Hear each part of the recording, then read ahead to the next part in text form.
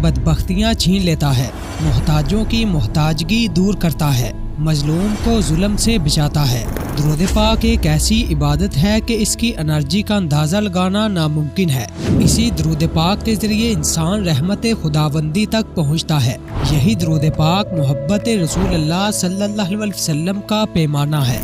दुरूद पढ़ते वक्त अगर जिस्म पर रकत तारी हो जाए या आँखों में आंसू आ जाएं, तो समझ लें कि आपको बारगाह रसालत माब सल्लल्लाहु अलैहि वसल्लम में नोटिस किया जा रहा है। अगर दरूद पढ़ने वालों को कभी सरकारे दो आलम सल्लल्लाहु अलैहि वसल्लम की तरफ से इस दरूद का जवाब आ जाए तो इसकी नस्लों का भला हो जाता है, इसकी नस्लें संवर जाती हैं। रहमत खुदावंदी और करम नवाजी का साया इसकी नस्लों पर बना रहता है। इसी दुरूद पाक का विर्द इंसान के गुनाहों को खा जाता है। दुरूद पाक की सबसे बड़ी फजीलत ये है कि इंसान को हुजूर सल्लल्लाहु अलैहि वसल्लम की बारगाह अक़दस में हजूरी का शर्फ मिलता है। आज हम जिस दुरूद के बारे में बात करने जा रहे हैं वो इंसान की दुनिया और आखिरत दोनों बदल सकता है। जी हाँ, ये दुरूद खिजरी है, जिसके बारे में बहुत से औलिया कराम ने अपनी किताबों में जिक्र किया है और इस दुरूद पाक को अपनी डेली रूटीन का हिस्सा बनाकर रखा है।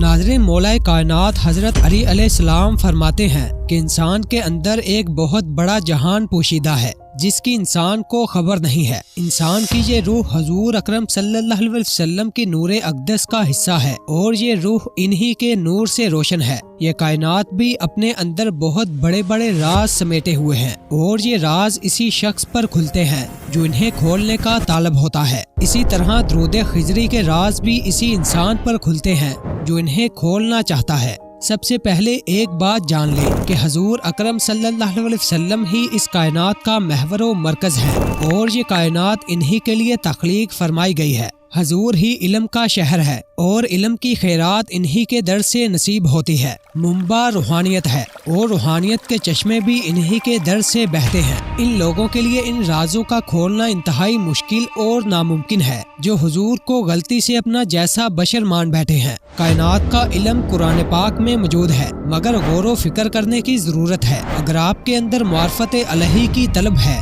तो ही कुरान पाक के असरार व रमूज आप पर खुलेंगे, वरना कुरान पाक की आयात आपसे पर्दा कर लेंगी।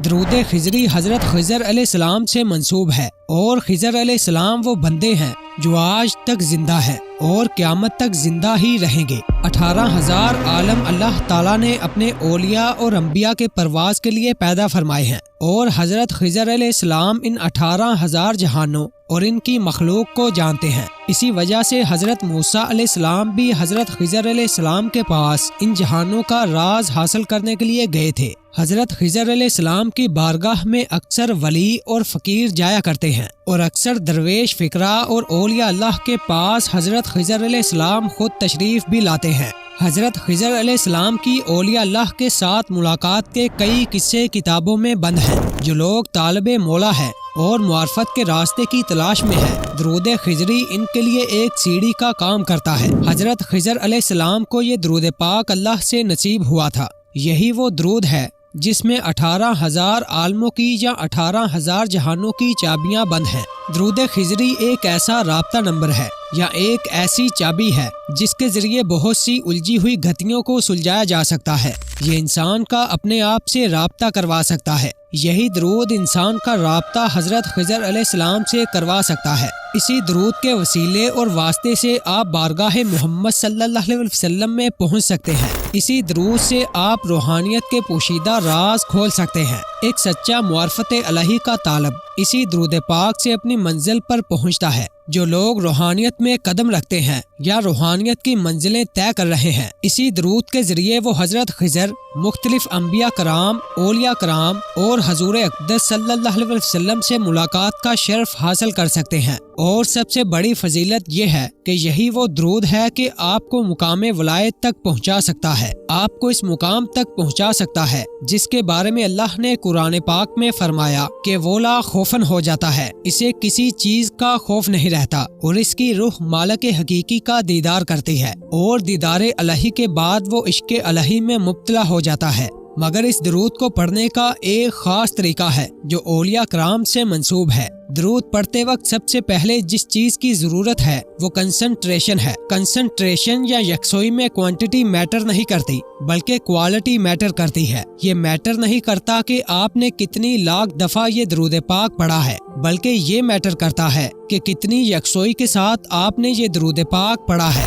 اب آتے ہیں اس درود کو پڑھنے کے طریقے کی طرف۔ سب سے پہلے آپ نے باوضو ہونا ہے، اس کے بعد تنہائی میں بیٹھ جائیں، دن میں ہو یا رات میں ہو۔ آپ نے اپنی یکسوئی، اپنی کنسنٹریشن سرکار دو عالم صلی اللہ علیہ وسلم کی طرف منسوب کرنی ہے اور تصور کرنا ہے کہ آپ روضہ رسول علیہ الصلوۃ والسلام پر موجود ہیں اور آپ کے ارد گرد انبیاء، اولیاء اور خاص کر حضرت خضر علیہ السلام تشریف فرما ہے۔ اسی کنسنٹریشن کے ساتھ آپ نے 1000 مرتبہ یہ درود پاک پڑھنا ہے اور اسے اپنی روٹین میں شامل کر لینا ہے، اور اس کو پڑھتے وقت کوئی دنیاوی لالچ، حرص، ہوس اپنے دل و دماغ میں نہیں آنے دینی۔ آپ کے دل کے اندر جو 360 بت رکھے ہیں، ان بتوں کو توڑنا ہے۔ ان میں کوئی بت حسد کا، کوئی لالچ کا، کوئی کینے کا، کوئی بغض کا، کوئی دشمنی کا۔ ان سب بتوں کو توڑ کے اپنے دماغ کو بالکل خالی کر کے یہ درود پاک آپ نے آنکھیں بند کر کے پڑھنا شروع کرنا ہے۔ تصور میں جو طاقت موجود ہے اس کا آپ تصور بھی نہیں کر سکتے، اسی لیے جو تصور روزہ مبارک صلی اللہ علیہ وسلم کا آپ کریں گے وہ آپ کے اس ورد کو مزید تقویت دے گا۔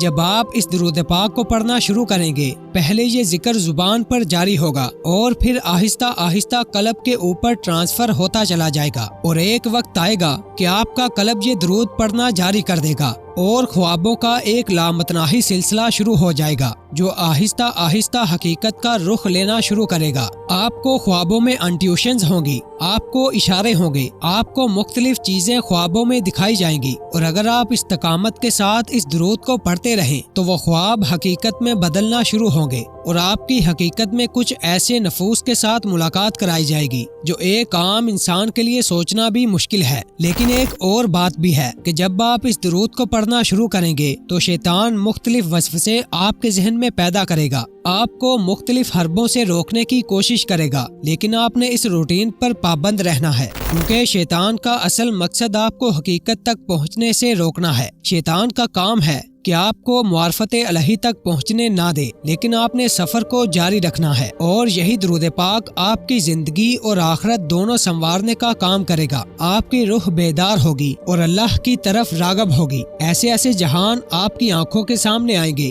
جن کا ایک عام انسان تصور بھی نہیں کر سکتا۔ یہ درود ہے تو چھوٹا سا، لیکن اس کے کمالات بہت بڑے بڑے ہیں۔ اللہ تعالیٰ آپ کو اور مجھے اس درود سے فیضیاب ہونے کی توفیق عطا فرمائے۔